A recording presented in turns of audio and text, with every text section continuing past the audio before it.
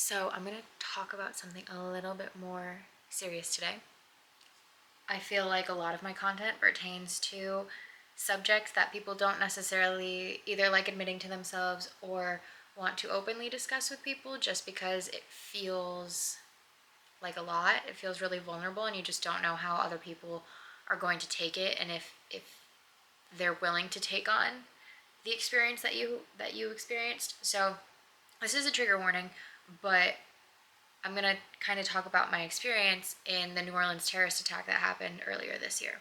So, if you've never seen me before, hi, my name is Kat Donovan, and my main goal is just to live an authentic and fulfilling life. And part of that is sharing my journey. And I would say that this was a pretty major event in my journey.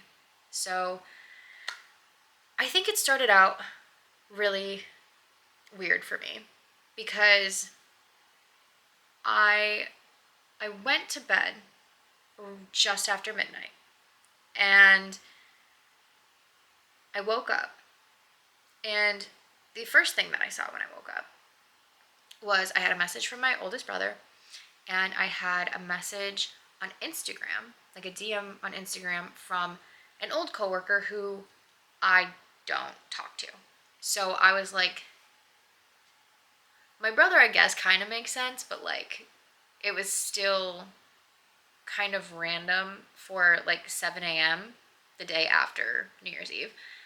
And again, I didn't talk to that coworker, so it was very random that she was asking me if I was okay.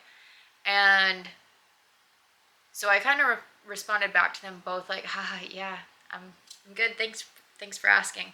Um, and then my friend who I was with, that I went to New Orleans with, she was like, "Oh, people got run over," and I was like, "Oh, a DUI."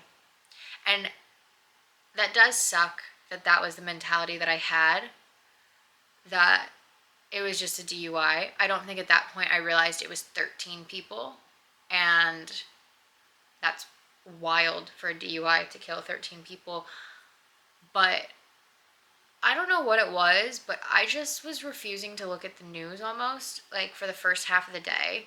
I think I just was like, yeah, it was a DUI. Like, that is really sad that that happened, but you know, life goes on. um, RIP to those people that passed. And then it became more and more apparent that it was a terrorist attack.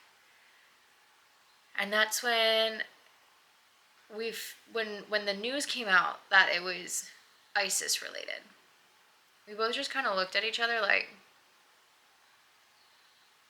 they just they just drove their car down the street, and then we figured out that there was a rifle, and we were like, I guess that makes a little bit more sense. And then that's when we figured out that there was bombs.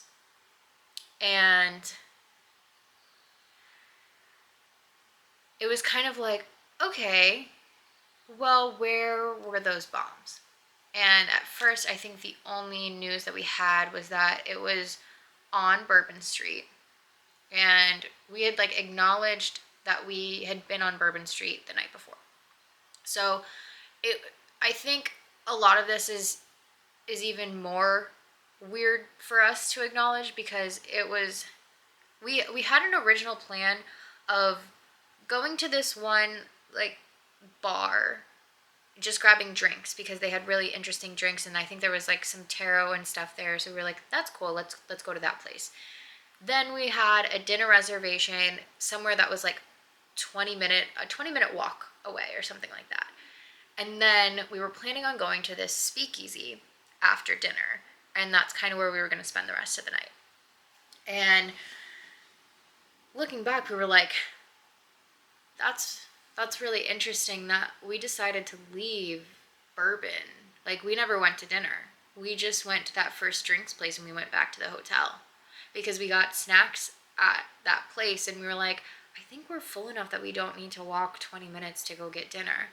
And I was also wearing really uncomfortable shoes, did in fact end up taking them off. That is very in character for me. But we ended up going back to the hotel. I think we literally took a nap before midnight, went up to the roof, saw the fireworks, and then went straight back to bed. So for us, it was kind of like, oh, how interesting that like our gut told us like not to go to dinner, that we didn't force going to dinner, and we just kind of went back to the hotel, and we got off Bourbon Street. And the interesting thing, in my opinion, was before we truly knew where these bombs were, the bombing happened at 3:15. So in my head, I'm like, those bombs for sure, or not the bombs, but the car accident happened at 3:15 in the morning. And in my head, I'm like, on New Year's Eve, there is no way someone actively planned an attack on a mass group of people, and they chose to do it at 3:15 in the morning on New Year's Eve. That for sure, those bombs, you can't convince me, weren't supposed to go off at midnight. Why would they not, strategically speaking, go off at midnight? So the fact that we weren't on Bourbon for midnight, I was like, our gut definitely was talking to us. So first off, the lesson there is always listen to your intuition. Always listen to your gut. If you have a weird feeling about something, even if you don't understand it, just know it's correct. It's correct, and flow with it. But then as this is happening and we figure out it's a terrorist attack, my mind went to, is it over? Because I think back to 9/11, and I think the first plane hit and no one saw the second plane going for the other tower coming. They just thought, wow, I can't believe that happened. And then the more they heard about it, it was like, oh my goodness, like they're striking multiple times and they're striking different places. So then on top of this, you're like, okay, was he working with someone? And at first they did think that he was working with someone. So we were like, okay. Then on top of that, it was like, where do we go? Because in that moment, you're thinking, do we go to the airport?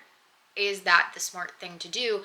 Is everyone going to be going that way? Like, I started looking up bomb strategies, which I don't know that was the smartest thing to do in a situation like that, but it is what I did do. And so the concept that kept going through my mind is you bomb someplace to lead them into a different direction. And so in my head, I'm like, well, what if this is like the distraction almost? And keep in mind, this was also when all the bowls were happening. So I forget what bowl is in New Orleans, but it was Notre Dame versus Georgia. They had the parade the day before. They literally postponed this game because they had to make sure that the stadium didn't have more bombs in it. And so it was like, okay, is the next bombing going to be there? Is it going to be outside the airport? Is it going to be at the bridge? It was kind of like, which way do I go? And do they have something at all of those locations? And better yet, are there more bombs still in the French Quarter that could potentially go off? So this whole time you're like, I don't know that we are out of the woods yet. And all of this is happening, and it's a really eerie feeling. Like, they started closing everything down, so you couldn't even really go anywhere. Like, I think the next day, we ended up at a casino, but we truthfully just we didn't know what to do, and we didn't know that there was a right call. And at the same time, as much as I think it would have been a normal reaction to like cry and stuff, my body was just very calm. And I think it would have been better for me to actually cry in those situations, but I couldn't release, like I couldn't even release the trauma in real time. And I think that kind of made it linger for a lot longer than it needed to. I'm not talking like a couple days. Like I think it, until I was finally alone, which was like a week later, that's when I started to process it. And it was like, you were safe before then. You should have been processing it in real time. You should have been, talking to the person that is with you going through the same thing as you. And meanwhile, we're just thinking about it in like almost like a spiritual context, because the thing about this situation, and also kind of relates back to 9/11, was the Las Vegas terrorist attack happened that same day. So again, we're kind of like, what is going on? How many more cities are about to experience something like this? And what is there to do? You just feel really, really helpless in a situation like that. And you're almost just accepting, like, now might be my time to go. And you just have to accept it in that moment and be like, okay, cool. But at the same time, you're like, but the bombs didn't go off. But those other 13 people still died. So there's also like this sense of guilt of like, I survived, and those other 13 people had to give up their life. And being okay with the fact that it wasn't you, I think, is also part of it. And it's just, it's a lot to process retrospectively, because I think we were kind of paranoid for the rest of the time that we were there. But it was also, going back to the spiritual thing, NOLA is said to be a living entity in itself. It is a very, very spiritual city. And me and my friend are both very spiritual people. So in our minds, we're just thinking of like a religious group just bombed a very spiritual city. This feels like spiritual warfare. And it's just, how do you combat spiritual warfare? And does this continue to follow us around? How does this go? It's an impending feeling of like, how are we gonna know when we're out of this? But yet at the same time, we also knew like when it was safe. And that's not going to make sense, I feel like, unless you've been through it or been in it. But it's this impending thing of, I don't know if this is ended, but at least for right now, I know I'm safe. And whenever we left New Orleans, we ended up going to Miami.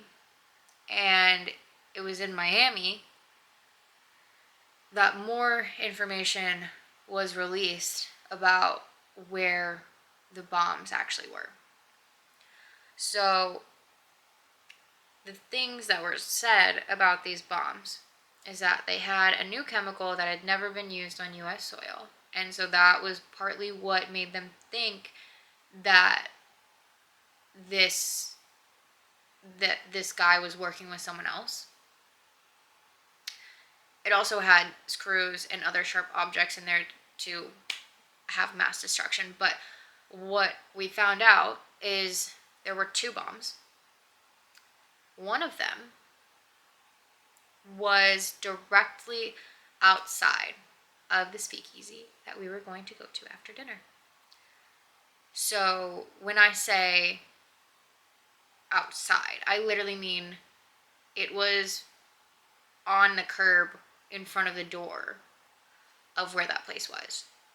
And that place also, the speakeasy, had a balcony. And most likely we would have been on the balcony. And so in that moment, you're just kind of like, I really should have been in the exact spot that was about to go off on.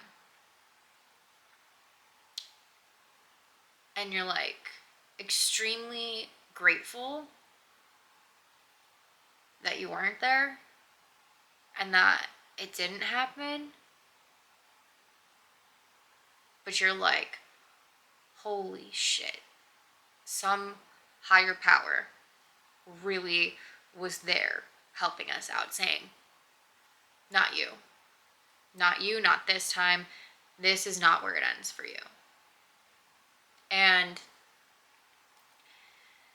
the other bomb was like almost diagonal from it, not on Bourbon, but I think like 2 blocks south of it, where the River Street is. And if you were to look it up on a map, like they were diagonal 2 blocks apart, and I think 2 blocks this way too. And our hotel happened to be right in the middle of those 2 blocks. So it was almost like if those bombs had gone off, no matter what,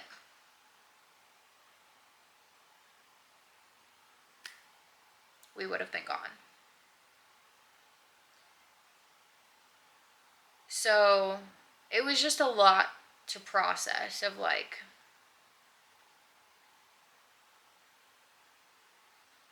I could have been dead. I was gonna say I should have been, but I think that is sometimes what goes through your head, is that should have been me. But I think it's better to choose the words it could have been me or would have been me. But it wasn't me. And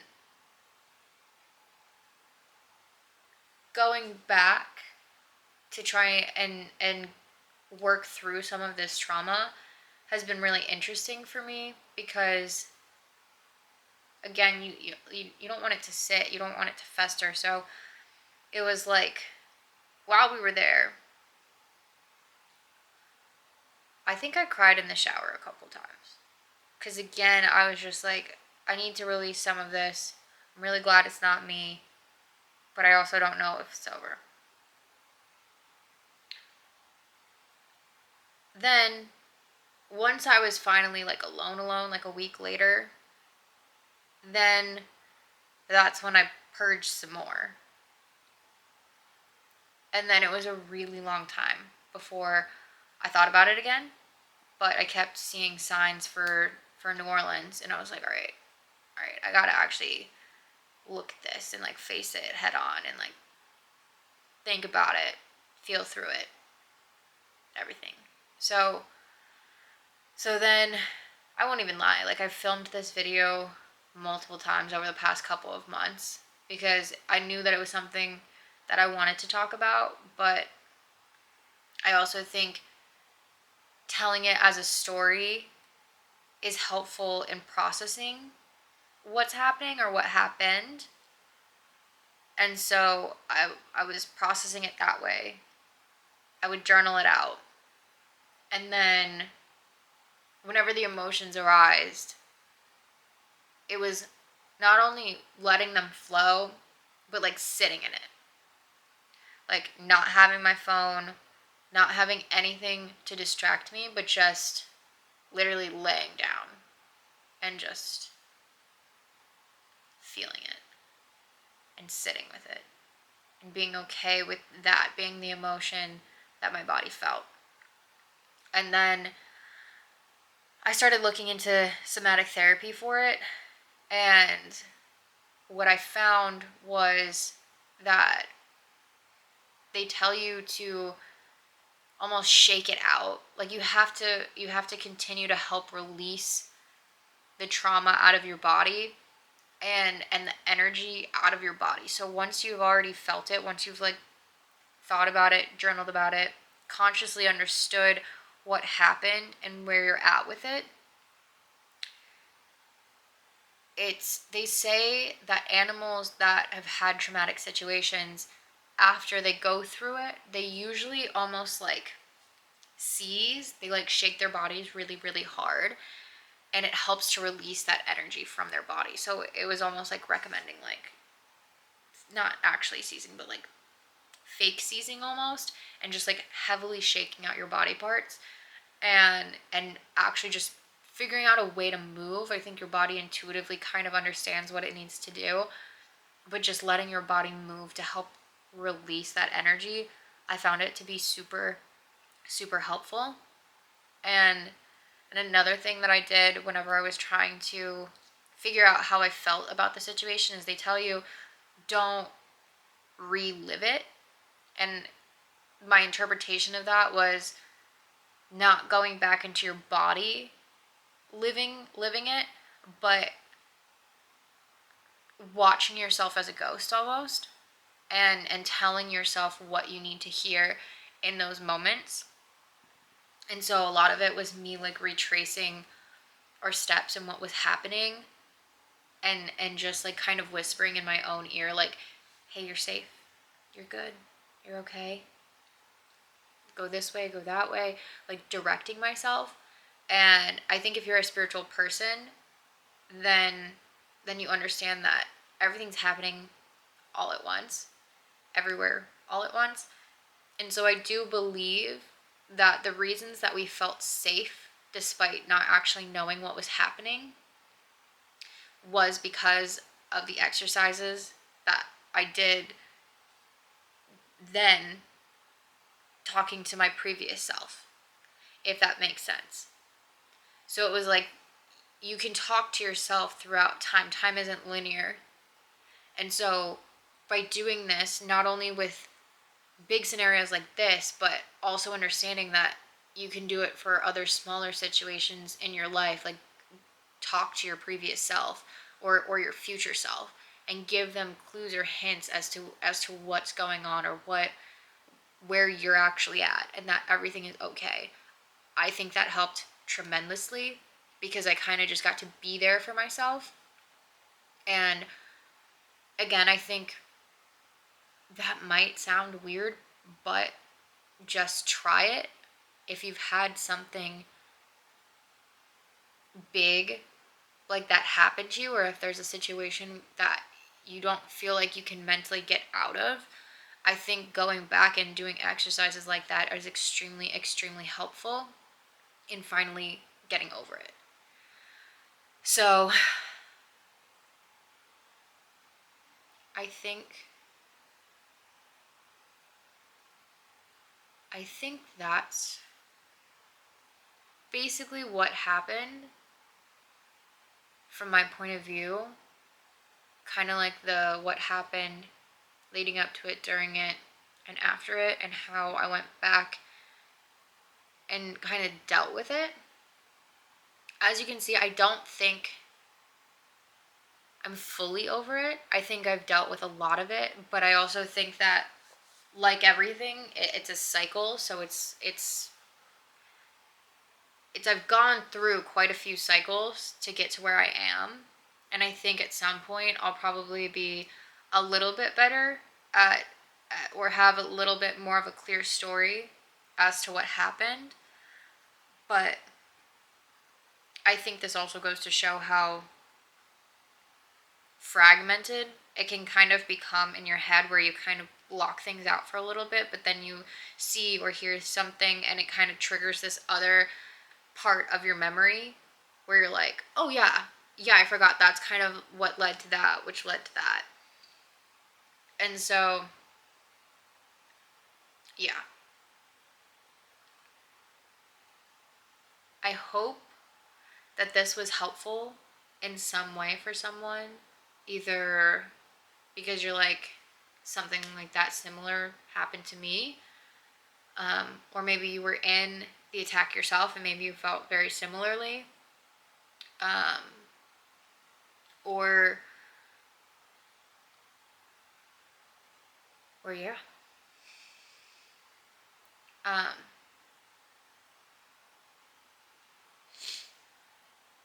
I hope this was helpful. I don't know that I hope that it resonates. I hope that you actually don't have to go through something like this. But I hope that I was able to give some sort of perspective that was helpful if you have been. So if you appreciated this video, go ahead and give it a thumbs up. And for more content talking about things that maybe not everyone wants to talk about, but can be extremely helpful to talk about, I'm your girl. Go ahead and subscribe. And next video, I promise, will not be as heavy as this one. But yeah, I hope you have a great rest of your day. And I will see you next time. All my love. Bye.